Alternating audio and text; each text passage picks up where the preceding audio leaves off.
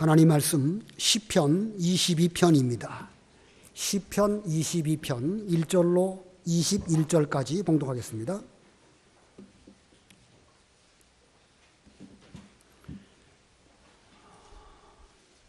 시편 22편 1절로 21절까지.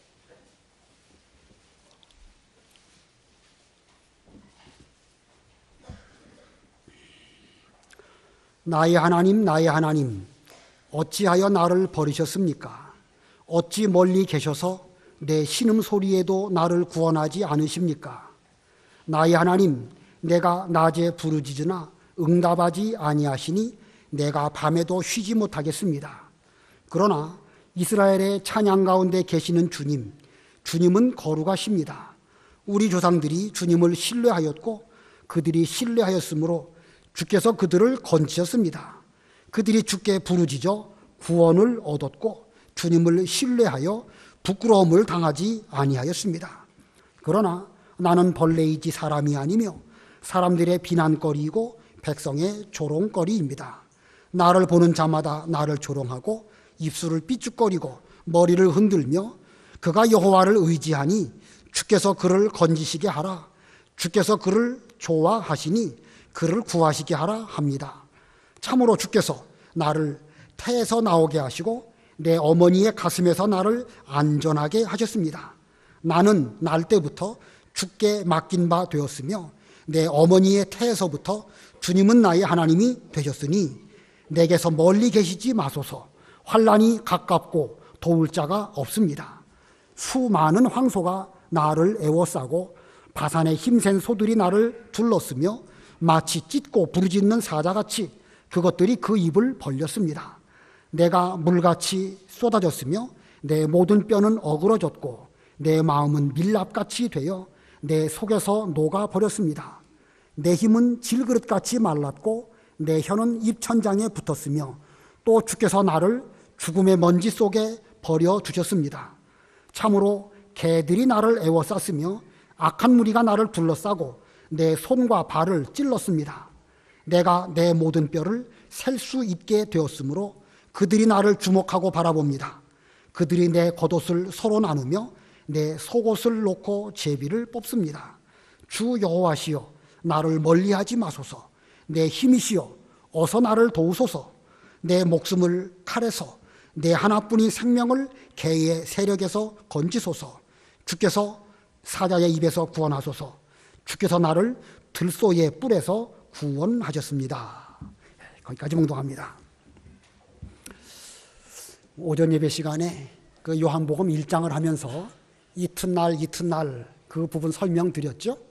그래서 세례 요한이 그 일했던 그 기간이 요한복음 1장에 기록된 그 부분만으로 놓고 보면 2박 3일 동안 일했다. 그렇게 기록된 대로 역자적으로 그렇게 해석되어지는데 그 뒷부분에 가면 예수님께서 이 안드레, 베드로 제자로 부르시고 이튿날 또 빌립과 나다나엘을 부르신 내용이 나옵니다. 거기 또 이튿날이 나오고 2장 1절에 가면 셋째 날이라는 표현이 나옵니다. 그래서 앞에 두 번의 이튿날은 이 세례 요한의 그 사역한 기간에 대해서 이튿날 말한 것이고 이제 그 안드레와 베드로를 부르시고 또 이튿날 하신 것은 예수님의 사역을 그 헤아리는 그 시간을 나타내는 그런 말로 이튿날입니다. 그러므로 세례 요한의 이튿날과 뒤에 예수님의 거기 사이에는 상당한 시간적인 간격이 있는 것입니다. 제 말씀 이해가 되시나요? 제 말 이해되세요? 예, 모르면 집에 가서 성경책 보셔야 됩니다. 제 말이 이해가 되도록 노력해 주시기 바랍니다.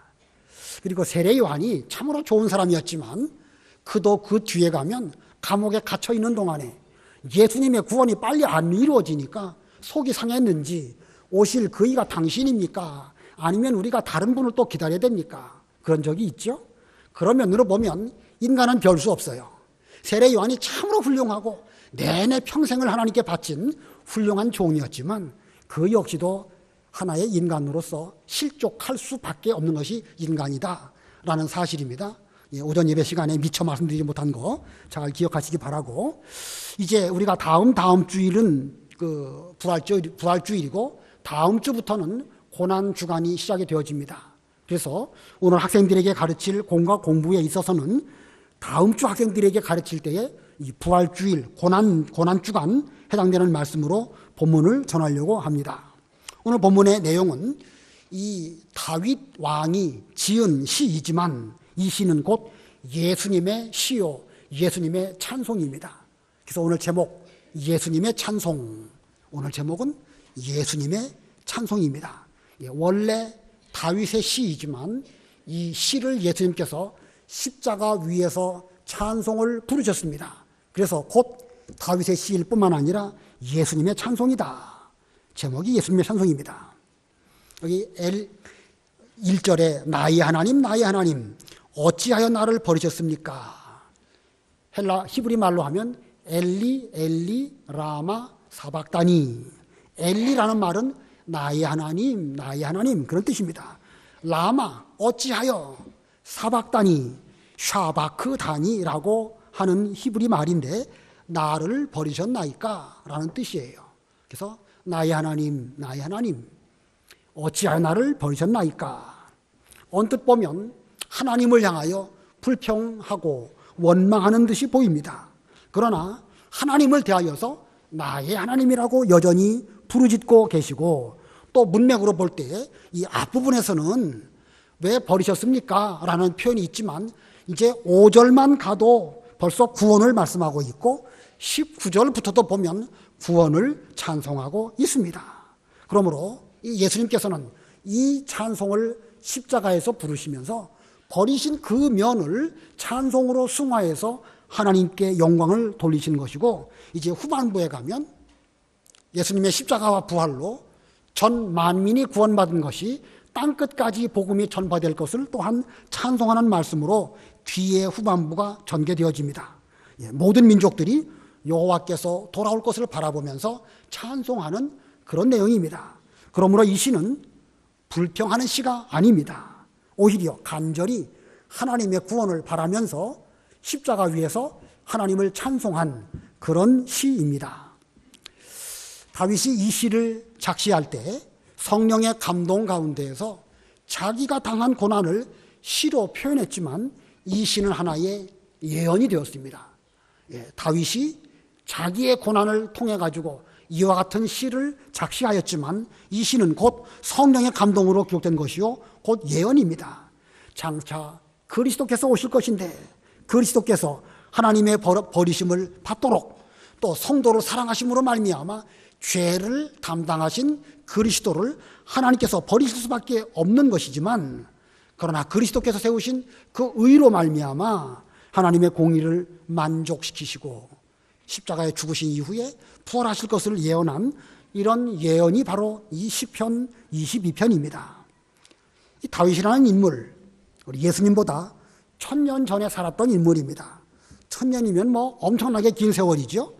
그러나 다윗은 신앙 안에서 이 자기의 고난을, 장차 오실 그리스도의 고난을 바라보면서 그는 이 고난을 잘 통과했습니다. 다윗의 고난, 예수님의 고난, 분명 시간적으로는 다윗의 고난이 먼저이고 다윗의 고난을 통하여 예수님의 고난을 예언했지만, 영적 의미로 볼 때에는 다윗은 장차 그리스도가 오셔가지고 나 같은 죄인을 위하여 고난당하실 것을 그는 1000년 전에 바라보면서 그 고난에 저도 동참하는 그런 마음가짐으로 이 시를 부른 것입니다. 이 시간적으로 1000년이나 차이가 나고 인간적으로 볼 때에 다윗이 당하는 고난과 예수님의 당하시는 고난은 그냥 개인의 고난일 뿐이지요. 그러나 신앙 안에서 보면 다윗의 고난과 예수님의 고난은 아주 밀접한 관계가 있습니다. 다윗은 장차 오실 그리스도의 고난을 바라보면서 자신도 지금 고난당하지만 내가 그리스도의 고난에 동참합니다, 이런 심정으로 이 예언 시를 작시를 하였고, 자신도 이 땅에 있는 동안에 장차 오실 그리스도를 바라보면서 믿음을 잘 지키면서 그 길을 걸어갔던 다윗입니다. 이와 같은 원리는 오늘날 저와 여러분에게도 그대로 적용되어집니다. 예수님과 우리는 시간적으로 2000년이라고 하는 엄청나게 긴 세월의 간격이 있습니다.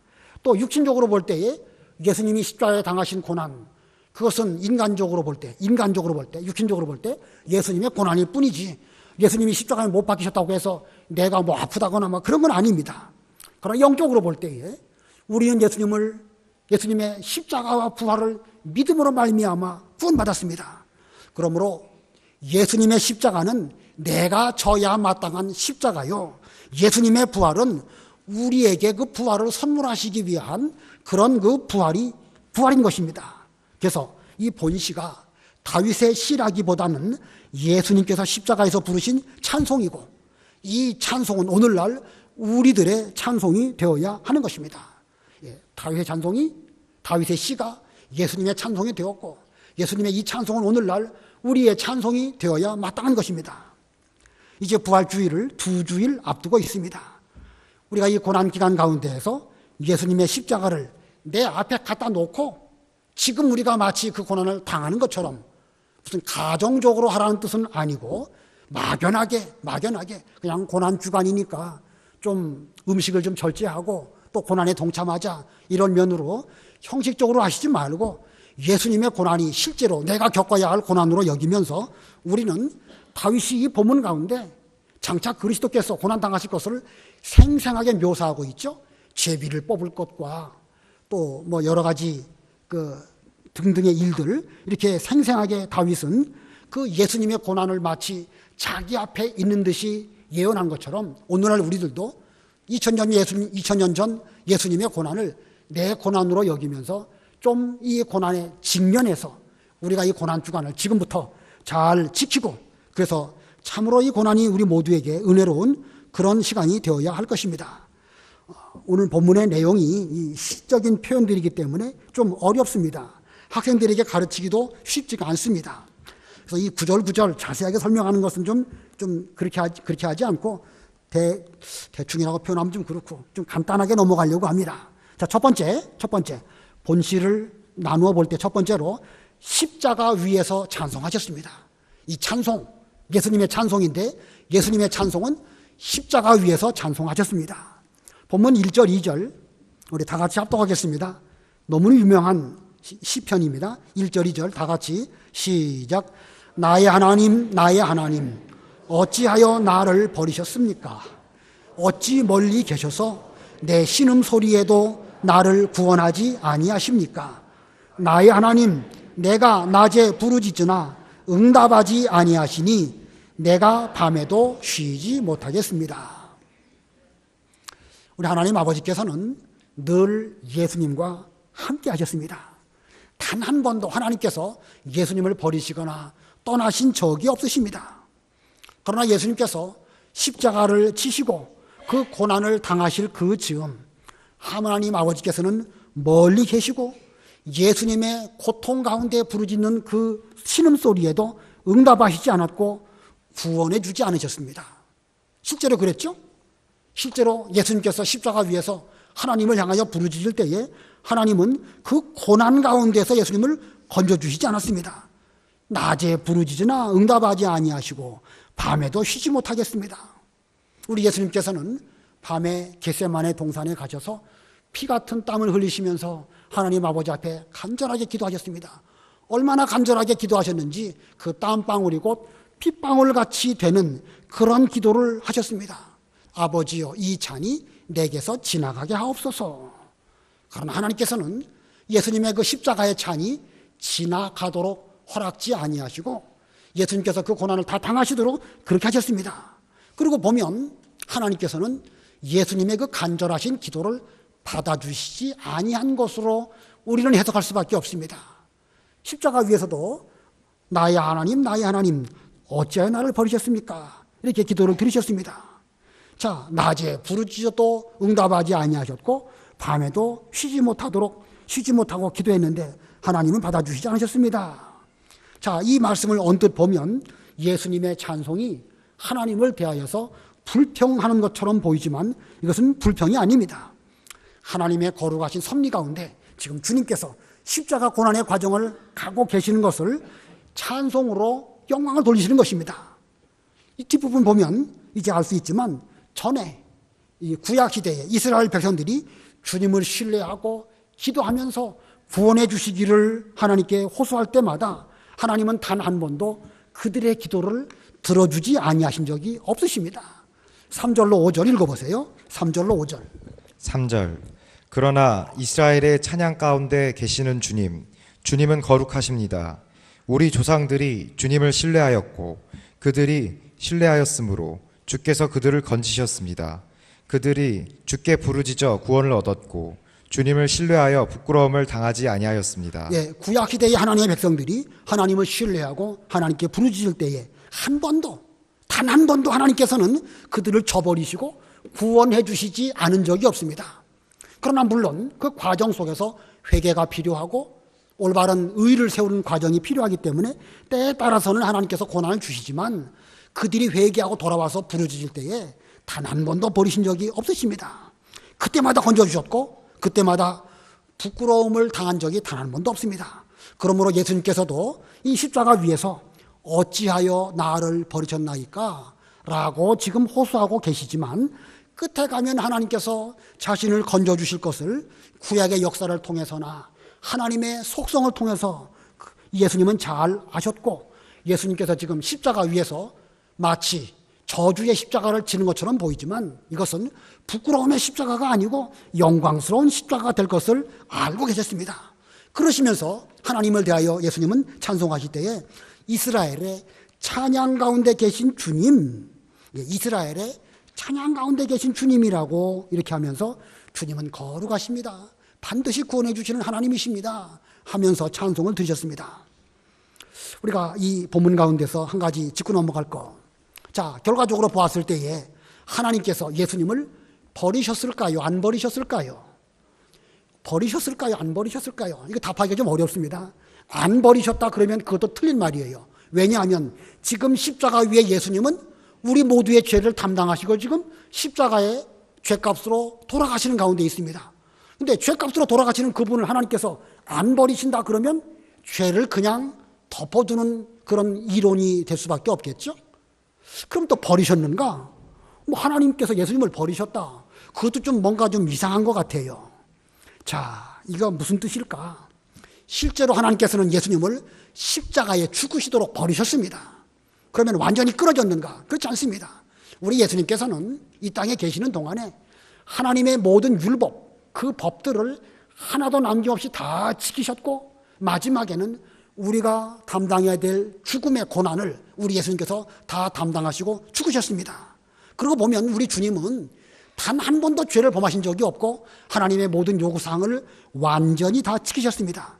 그리고 고통 가운데 하나님 아버지를 찬송하면서 어째 나를 버리셨습니까? 라고 말씀하셨습니다. 자, 이러한 예수님에 대해서 죄를 담당하신 예수님에 대해서는 하나님은 버리실 수밖에 없습니다.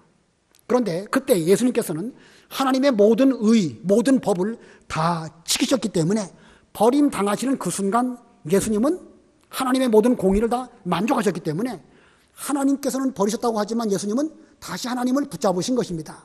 논리적으로 그렇단 말이에요. 잘 이해가 되십니까? 하나님 입장에서는 버리실 수밖에 없습니다.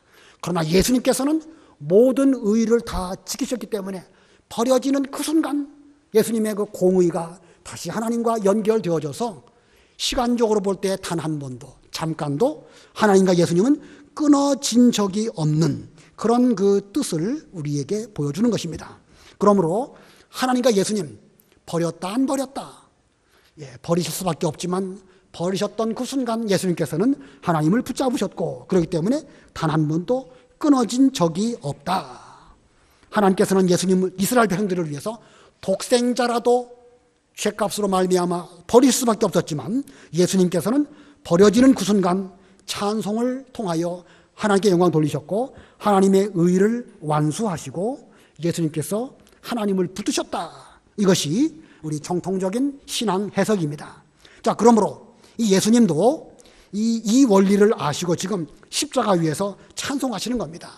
이스라엘의 찬송 가운데 계신 주님은 거룩하시고 저를 구약의 이스라엘 백성들을 구원해 주신 것처럼 구원해 주실 줄을 믿습니다.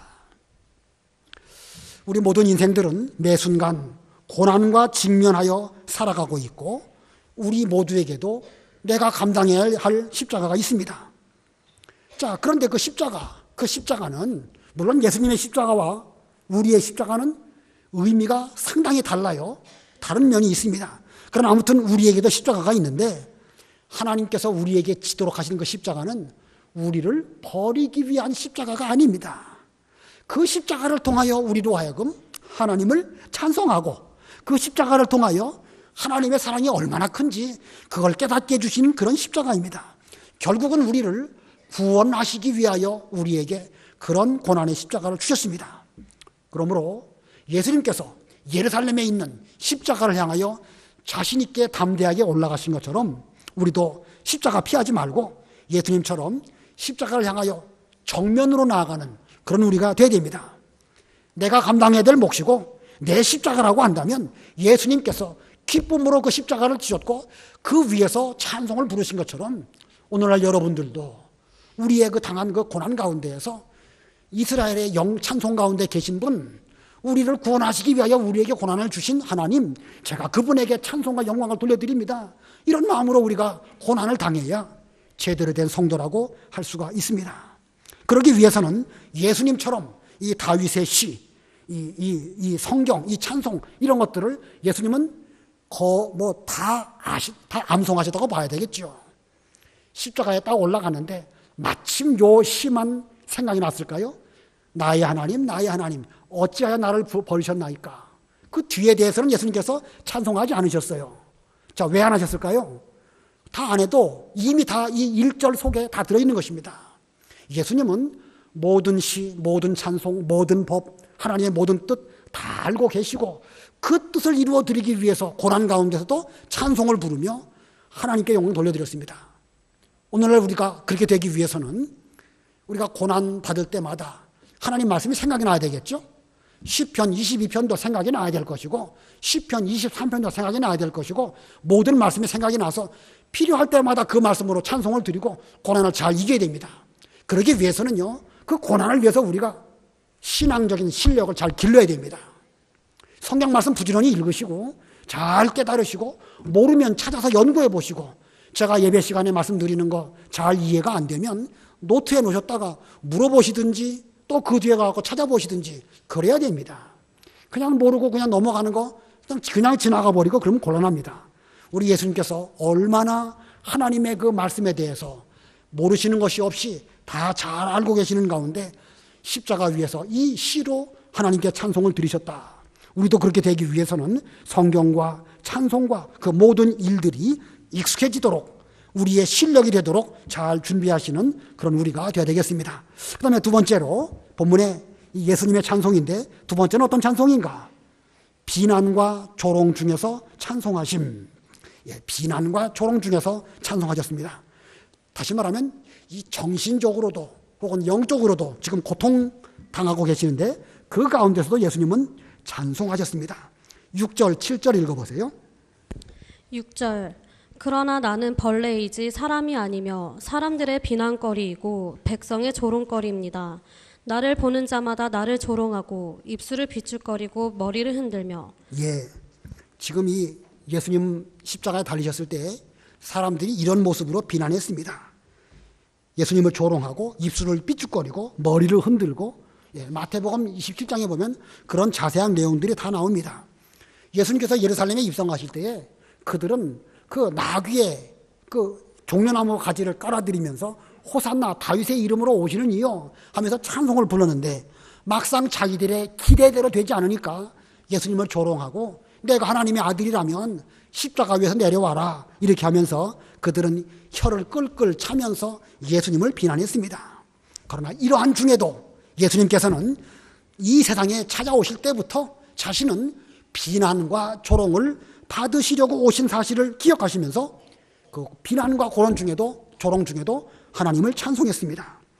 예수님께서는 이 세상에 오실 때부터 그 비난과 조롱 각오하시고 오신 것입니다. 9절로 11절 읽어보세요. 9절 22장 9절 22장 9절 참으로 주께서 나를 태에서 나오게 하시고 내 어머니의 가슴에서 나를 안전하게 하셨습니다. 나는 날 때부터 주께 맡긴 바 되었으며 내 어머니의 태에서부터 주님은 나의 하나님이 되셨으니 내게서 멀리 계시지 마소서. 환난이 가깝고 도울 자가 없습니다. 예, 주께서 나를 태에서 나오게 하시고, 예, 태어나실 때부터 우리 주님께서는, 물론 이 말씀은 먼저는 다윗의 입장에서 기록한 말씀이긴 하지만 이것을 예수님에게 적용한다고 하면, 예수님은 이 세상에 찾아오시는 그 순간부터 예수님은 고난 당하실 것과 조롱과 비난 받으실 것을 그 되었고, 그 길을 지금 걸어가시는 가운데 이런 일을 만나게 되신 것입니다. 예수님은 언제부터 십자가에 죽으실 것이 예언되어졌지요? 창세기 3장 15절에 보면 여자의 후손이 뱀의 머리를 상하게 할 것이고 뱀은 그의 발꿈치를 상하게 할 것이다. 이 성경에 기록된 대로, 물론 창세 전부터 하나님은 그렇게 예정하셨지만 성경에 기록된 대로 말한다고 하면 창세기 3장 15절부터 장차 그리스도가 오셔가지고 그 뱀 때문에 발 뒤꿈치를 상하게 될 것을 성경은 예언하고 있습니다. 자, 예수님께서는 그래서 그것이 자신의 몫인 줄을 아셨습니다. 내가 세상에 와서 그리스도의 사명을 잘 감당하기 위해서는 뱀은 내 발꿈치를 상하게 할 것이고 나는 그의 머리를 상하게 할 것인 것을 주님은 알고 계셨습니다. 그래서 주님은 어떻게 하셨죠? 결국은 뱀의 머리를 상하게 했습니다. 무엇으로? 부활로. 사망을 이기지 않습니까? 그러나 뱀은 예수님의 발 뒤꿈치를 상하게 했습니다. 무엇으로? 십자가로. 십자가로 예수님을 십자가에 달리게 하시고 비난하고 조롱하고, 그러나 예수님은 거기에 굴하시지 아니하고 다시 부활하심으로 말미암아 완전한 승리를 거두셨습니다. 비유로 말한다고 하면 뱀이 와가지고 발 뒤꿈치 물려고 하니까 발 비록 물릴지라도 그 가만히 안 둔다라고 생각하시고 발로 그 뱀 대가리를 확 밟으니까 뱀이 그냥 거기서 그 즉사하고 말한 거 아니겠습니까? 이 사탄 마귀가 자기 딴에는 하나님의 구원운동을 어떻게 해보려고 나름대로 여러 가지 방법으로 썼는데 겨우 한 것이 바로 십자가입니다. 그러나 십자가가 마치 예수님이 뱀에게 그 물리신 것처럼 해서 끝난 것처럼 보이지만 결국은 부활하심으로 인하여 뱀 대가리는 완전히 상하게 되는 그런 결과를 가져오게 된 것입니다. 누가 승리했죠? 사탄이 승리했습니까? 예수님이 승리하셨습니까? 예수님이 승리하신 것입니다. 예수님께서는 이미 이것을 알고 계십니다. 그렇기 때문에 지금 조롱을 당하시는 가운데서도 이와 같이 찬송을 드리고 계신 것입니다. 이런 원리 오늘날 우리에게도 적용할 수 있을까요? 없을까요? 여러분은 실패하겠습니까? 성공하겠습니까? 신앙적인 길을 걸어갈 때에 우리의 구원운동 성공합니까? 실패합니까? 반드시 성공합니다. 지금까지 사탄이 이긴 적이 없어요. 일시적으로 그가 우리 발꿈치를 물은 적은 있죠. 가끔씩 대가리를 쳐들고 우리를 물려고 이렇게 오는 적이 있지만 예수님처럼 발 좀 물려도 그냥 확 밟아버리면 되는 것이니까 우리도 얼마든지 이길 수 있습니다. 예수님께서 비난과 조롱 중에도 이렇게 찬송을 부르시면서 장차 있을 부활과 그 승리의 영광을 바라보신 것처럼 오늘날 우리들도 좀 조롱당하고 비난당해도 예수님의 고난에 참여합니다 라고 하는 마음가짐으로 잘 이기고 끝까지 이 길을 잘 걸어가는 우리 모두들 되어야 되겠습니다. 그 다음에 세 번째, 본문의 세 번째는요, 고통 중에도 찬송하심입니다. 고통 중에도 찬송하심. 십자가에 달리신 예수님의 고통, 십자가에 달리신 예수님의 고통, 엄청난 고통입니다. 영적인 고통이고 정신적인 고통이고 또 육신적으로도 고통입니다. 자, 우리는 정신적으로 영적 고통은 크게 생각을 하지만 육신적인 고통은 좀 덜 생각하는 그런 경향이 없지 않아 있습니다. 그러나 육신의 고통도요, 실제로 그 고통을 겪어본 사람 아니면 그게 얼마나 참기 어려운 것인지 겪어본 사람 아니면 함부로 말할 수 없습니다. 본문 12절과 13절 읽어보세요. 12절 수많은 황소가 나를 에워싸고 바산의 힘센 소들이 나를 둘렀으며 마치 찢고 부르짖는 사자같이 그것들이 그 입을 벌렸습니다. 예, 지금 예수님 주변에 황소, 힘센 소들, 마치 짐승 같은 것들이 주님 주변에 쭉 몰려가지고 찢고 부르짖는 사자같이 그렇게 입을 벌리고 있습니다. 14절, 15절. 14절 내가 물같이 쏟아졌으며 내 모든 뼈는 어그러졌고 내 마음은 밀랍같이 되어 내 속에서 녹아버렸습니다. 내 힘은 질그릇같이 말랐고 내 혀는 입천장에 붙었으며 또 주께서 나를 죽음의 먼지 속에 버려두셨습니다. 예, 이게 14절, 15절 지금 예수님께서 육체적으로 당하고 있는 고난을 이렇게 묘사한 것입니다. 물같이 쏟아졌고 뼈는 다 어그러졌고 그 마음은 밀랍같이 촌농이 녹아 떨어지는 것처럼 그렇게 되었고 그리고 그 힘은 질그릇같이 말랐고 얼마나 목이 마르신지 그 혀는 입천장에 달라붙었으며 그리고 주께서 나를 죽음의 먼지 속에 버려두셨습니다. 지금 육체적인 고난이 얼마나 심한지 죽음의 먼지 가운데 던져진 것 같은 그런 고통을 느끼고 계십니다. 그 뒤에 16절로 18절 읽어보세요. 16절 참으로 개들이 나를 에워쌌으며 악한 무리가 나를 둘러싸고 내 손과 발을 찔렀습니다. 내가 내 모든 뼈를 셀 수 있게 되었으므로 그들이 나를 주목하고 바라봅니다. 그들이 내 겉옷을 서로 나누며 내 속옷을 놓고 제비를 뽑습니다. 예, 예수님의 뼈가 다 드러났습니다. 이거 뭐 뼈가 몇 개인지까지 다 헤아릴 수 있을 정도로 그 모든 뼈가 다 드러났습니다. 피를 쏟고 물을 쏟으시고 옆구리에 또 창으로 찔리시고 그러다 보니까 뭐 물과 피가 다 쏟아지니까 이제는 뼈밖에 남은 것이 없어가지고 뼈가 뭐 몇 개인지까지 다 헤아릴 수 있는 그런 정도까지 되었는데 예수님 곁에 있는 그 악한 무리들은 예수님의 그 옷, 겉옷을 누구 것이 될 것인가 라고 하면서 제비 뽑는 이런 가운데 있을 것이다. 너무너무 생생한 예수님에 관한 묘사입니다. 너무너무 생생하고 이대로 그대로 이루어졌죠. 이거 볼 때에 성경 말씀이 사람의 글이 아닙니다. 1000년 전 다윗이 기록한 말씀인데 어떻게 이 말씀이 1000년 뒤에 예수님에게 그대로 이루어지는가? 이건 사람이 문학적인 작품이 아니라 성령의 감동으로 기록된 하나님의 말씀이기 때문에 그렇습니다. 자, 이러한 예수님의 십자가 고통으로 인해서 오늘날 우리가 구원을 받았습니다. 이제 우리도 그 예수님의 고난에 동참하는 이런 우리가 되어야 되겠고 그런 고난 주간을 우리도 보내야 되겠습니다. 고난 주간, 일반적으로 고난 주간 그러면 한 주간인데 다른 사람들은 또 그 이전부터 40일 전부터 지킨다고 하지요. 사순절이라는 말을 쓰는데 사순절이라는 말은 사실은 천주교부터 나온 말입니다. 이 개신교 쪽에서 사순절이라는 말 쓰기도 하고 쓰는 것 자체가 죄냐 그렇게 말할 수는 없어요. 그러나 너무 의식적으로 하는 것은 바람직하지 않습니다. 그러나 또 의식이라고 해가지고 우리는 도무지 의식을 무시하고 그냥 그 영적으로만 한다. 그것도 문제예요. 우리 입장에서는요, 지금부터 예수님의 고난에 잘 동참하는 가운데 다음 주일날 학생들에게 이 고난 주간의 말씀을 전할 때에 그들도 좀 생생하게 예수님의 고난에 동참하는 이런 이번 기간이 되어야 됩니다. 우리 젊은 애들, 학생들 학교 공부할 때에 그들에게 고난이 있을까요? 없을까요? 주는 밥 잘 먹고 공부나 열심히 하면 되지. 어린 것들이 무슨 고난은 무슨 고난. 인생이 쓰고 달고. 우리가 그 나이 드신 입장에서 봤을 때는 좀 이해가 안 되죠? 그러나 인생은 누구에게나 다 고난이고 다 씁니다. 그러니까 쟤네들도 힘들어하고 심지어 그런 가운데에서 자살하는 애들도 있고 이거 요즘 연세 많으신 분들은 연세 많으신 분들대로 고난이지만 젊은 애들은 젊은 애들대로 고난입니다. 우리 모두 처음 한 번 사는 인생이지요. 예, 다 6살짜리도 처음 인생 살아가는 것이고요.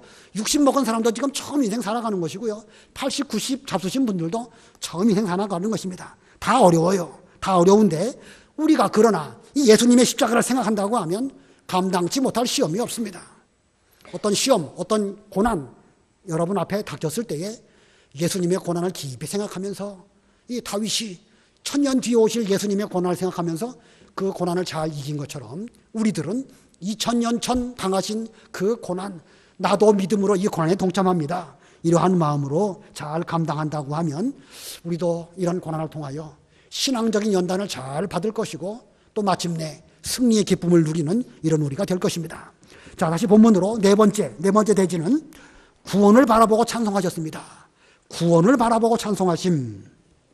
단순히 고난, 고통, 육체적으로, 정신적으로 그것만이 아니라 반드시 구원이 있을 것이다 라는 것을 확신하시는 가운데 예수님은 찬송하셨습니다. 본문 19절로 21절 다 같이 합독하겠습니다. 시작. 주 여호와시여 나를 멀리하지 마소서. 내 힘이시여 어서 나를 도와주소서. 내 목숨을 칼에서 내 하나뿐인 생명을 개의 세력에서 건지소서. 주께서 사자의 입에서 구원하소서. 주께서 나를 들소의 뿔에서 구원하셨습니다. 자, 이 다윗은 장차 하나님께서 자신을 구원해 주실 것을 믿는 가운데 사자의 입에서 구원하소서. 그러면서 20절, 21절 하반절에 주께서 나를 들소의 뿔에서 구원하셨습니다. 지금 이 말씀 볼 때에, 그 뒷부분의 여러 가지를 볼 때에 구원이 이루어진 상태에서 이 찬송을 했을까? 아직도 고난 가운데 있을 때 이 찬송을 했을까?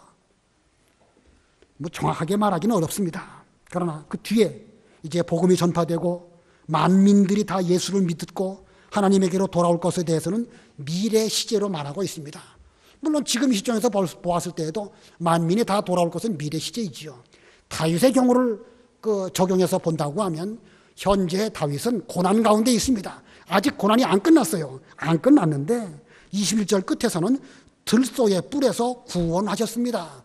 반드시 구원해 줄 것을 믿고 기정사실로 이 들소의 뿔에서 구원해 주셨습니다 라고 찬송을 하면서 구원받은 이후에 복음을 전파하고 이방 사람들도 다 돌아와서 하나님을 섬기는 그런 복된 세월이 장차 올 것을 이 다윗은 찬송하고 있는 것입니다. 아무쪼록 우리 모두들도 지금 여러 가지 고난 가운데 있지만 하나님은 우리를 반드시 구원해 주십니다. 반드시 구원해 주십니다. 그러므로 이 구원을 바라보면서 우리는 이 고난에 동참하고 예수님의 고난을 나의 고난으로 여기면서 우리 이 길을 잘 걸어가면서 앞으로 이 복음을 땅끝까지 전파하는 이런 우리들이 되어야 되겠습니다. 잠깐 동안 말씀 생각하시고 기도하시기 바랍니다.